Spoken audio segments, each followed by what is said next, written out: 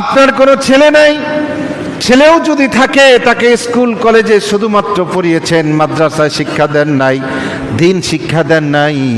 আপনার জানাজা কেমনে পড়াবে সেটাও সে জানে না, জানাজার কি দোয়া পড়তে হয় সেটাও জানে না, কবরের কাছে দাঁড়িয়ে কি পড়তে হয় সেটাও জানে না।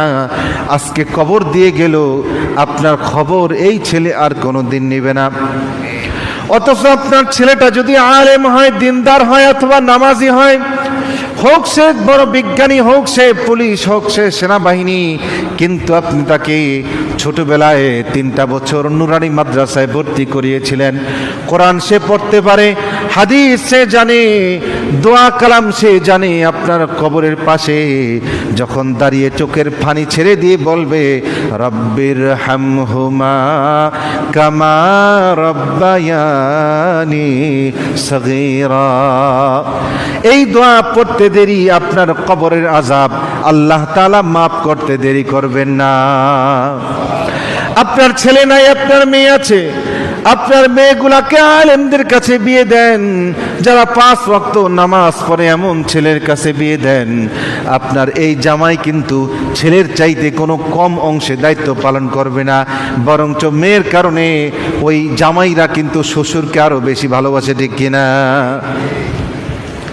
এজন্য ভাইয়েরা আমার, আজকেই উগ্র হিন্দুত্ববাদী ইসকন সদস্যরা তারা আপনার আমার মেয়েদেরকে, আপনার আমার বোনদেরকে টার্গেট করতেছে। তারা দাবি করতেছে আপনার এই মেয়েটার পেটের মধ্যে যদি তারা হিন্দু বীর্য প্রবেশ করাতে পারে, সন্তান দিতে পারে, তাহলে এই মেয়ের গর্ভ থেকে আর কোনোদিন বীর মুসলমান তৈরি হবে না, তারা জান্নাত পাবে, স্বর্গ পাবে। এই ভ্রান্ত আকীদা নিয়ে আপনার আমার মেয়েদেরকে কিন্তু হিন্দুরা ধর্ষণ করছে, র্যাপ করছে, তাদের সাথে সম্পর্ক করে অন্তরঙ্গ মুহূর্তের ভিডিও ধারণ করে ব্ল্যাকমেইল করে পরবর্তীতে বারবার ধর্ষণ করছে। এর পরিণতিতে ওই মেয়েটা আত্মহত্যার পথ বেছে নেয়। এজন্য ভাইয়েরা আমার, এখনো সময় আছে, আপনারা আমার মেয়েকে সাবধান করেন। কোনো পুরুষদের সাথে, বেগানা ছেলেদের সাথে তাদের রিলেশন আছে কিনা চেক করে দেখেন।